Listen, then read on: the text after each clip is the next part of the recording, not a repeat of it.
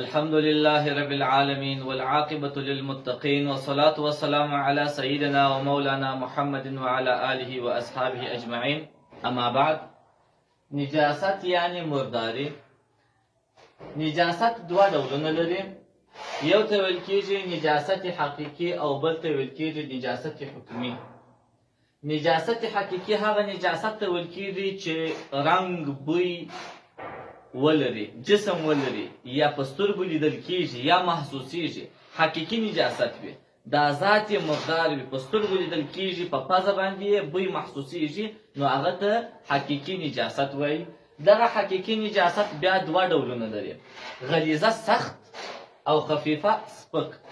په د مردارۍ کې هم سخت او سپک سته. سخت مرداري د علماو په نیز باندې هغه مرداري ته ویل کېږي ما اتفق علی نجاسته، چې پر د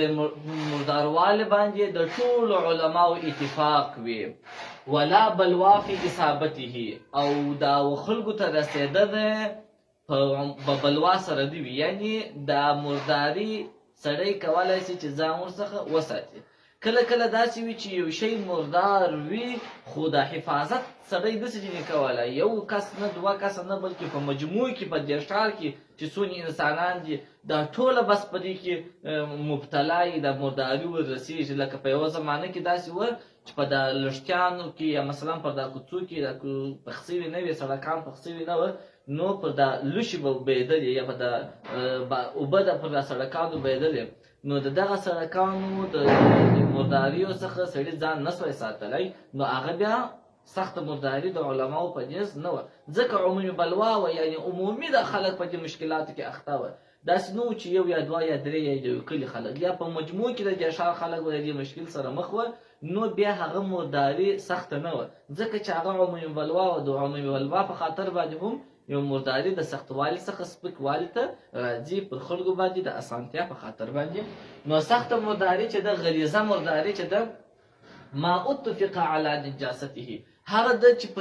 د هغه پر مرداروالي باندې اتفاق د علماو وي و په دې شرط باندې ولا بلوا فی اصابته، هغه کې یو د رسېدل یې عمومي نه وي،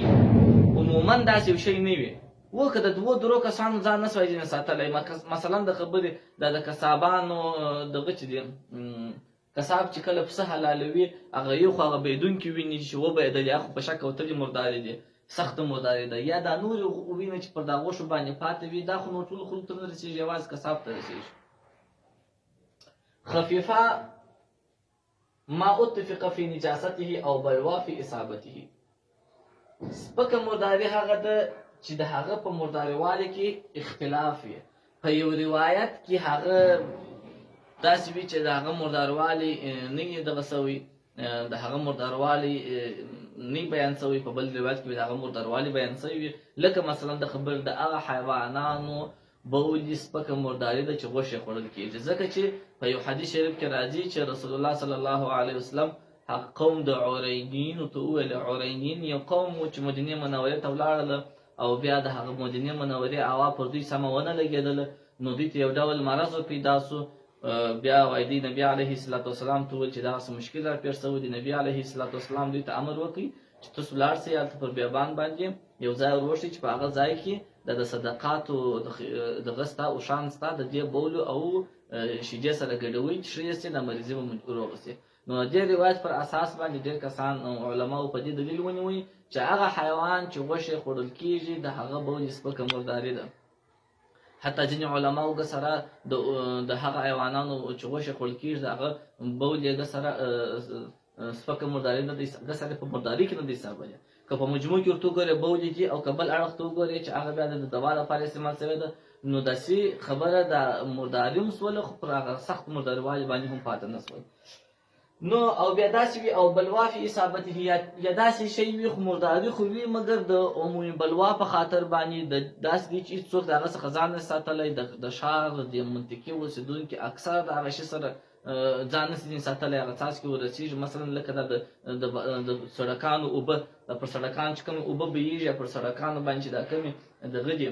دا لوشي دي، تقریبا که یو وخت داسې یو زمانه وه چې خلکو د هغه څخه ځان نه سوی ساتلی، نو هغه د عمومي بلوا په خاطر باندې سپکه مرداري بلل کېدله. دا تعریفونه یې ځکه شوي چې سخت او سپکه مرداري چې بیا هغه اندازه موږ معلومه کړو ځان ته چې د سپکې مرداري دغونې اندازه ده که پر کالو بدن ولمونځ نو سره صحیح کېږي او د سخت مرداري دغونې اندازه ده که پر کالو بدن بیا لمونځ نو سره صحیح کېږي. نو سخت مرداري هغه ده چې د هغه پر مرداري والي باندې د علماو اتفاق وي او په عمومي ډول باندې خلکو ته رسېږي هم نه، خلک ځان هم ورڅخه ساتلی شي. او سپکه مرداري هغه ده چې په هغه په مرداري والي کې اختلاف وي، ځینې علما یې مردار ګڼي، ځینې علما یې مردار نه ګڼي. نو دغسې اختلافي شی چې مردار و هغه بیا د سختوالي څخه سپکوالي ته راځي. سخته مرداري چې د یوه درهم په اندازه باندې یو درهم تقریبا 3.125 ګرامه او یا دغه ورغوي په اندازه باندې که دغونې اندازه د انسان و بدن ته دغونې ورغوي چې څوک یې سور کوي په دغونې اندازه د ورغوي ټوله لاس نه ټوله ورغوي نه د ورغوي مابین دغونې اندازه که د سخته مرداري د انسان کالو او بدن ته ورسېدله نو بیا د هغه سره لمونځ نه دی جایز. او سپکه مرداري که د انسان و کالو بدن ته ورسېدله هغه نو د علماو کې لویشت په لویشت کې لویشت په لویشت کې یوه لویشت په بل لویشت کې دغونې اندازه د انسان کالو ته ورسېدل یا بدن ته ورسېدل هغه ځای مردار و په سپکه مرداري نو بیا لمونځ نه دی ورسره صحیح. او بل بیا حدث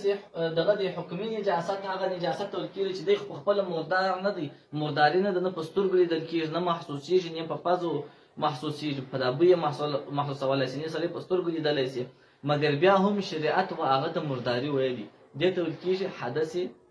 نجاست حکمي، یعنی حکم د مرداري په خپله مرداري نه لکه بیا اودسي سړی چې بیا اودس یې د پر بدن باندې هېڅ اثرات نه معلومېږي، مګر بیا هم دا بیا اودسي ته شریعت مرداري ویلې ده، نو دې ته ځکه نجاست حکمي وایي. یعنی په حکم کې د مرداري ده، که مرداري هم نه ده خو په حکم کې د مرداري ده، باید سړی اودس تازه کړي بیا له اودس لمونځ نه دی روا. دې ته نجاست حکمي ځکه وایي چې په حکم یې د مرداري ده، په خپله بیا اودسوالي مرداري نه ده. نو حدث حکمي چې دی دا بیا بل نوم یې حدث دی چې دوه ډوله لري. والی سړی دغسې غسل پر واوړي نو هغه به غسل کړي او چې اودس پر واوړي هغه به اودس کوي، خو دا دوه په اوبو سره کېدلی شي، د اوبو څخه علاوه که اوبه نه وي تیمم ورته روا کېږي. او که دغه چې دی نجاست حقیقي لرې کول بیا په اوبو پرې خاص نه دی، هغه په هر شي باندې کولی شي دی ایسته کړي، په تیلو باندې، په پټرولو باندې، په تیلو خاکو باندې، په ډیزلو باندې، په شیدو باندې، په شلومبو باندې او په چایو باندې، په پیپسي او کاکولا باندې، هر هغه شی چې بهیدونکی وي او پاکونکی وي دی کولی شي چې په هغه باندې دغه مرداري ایسته کړي.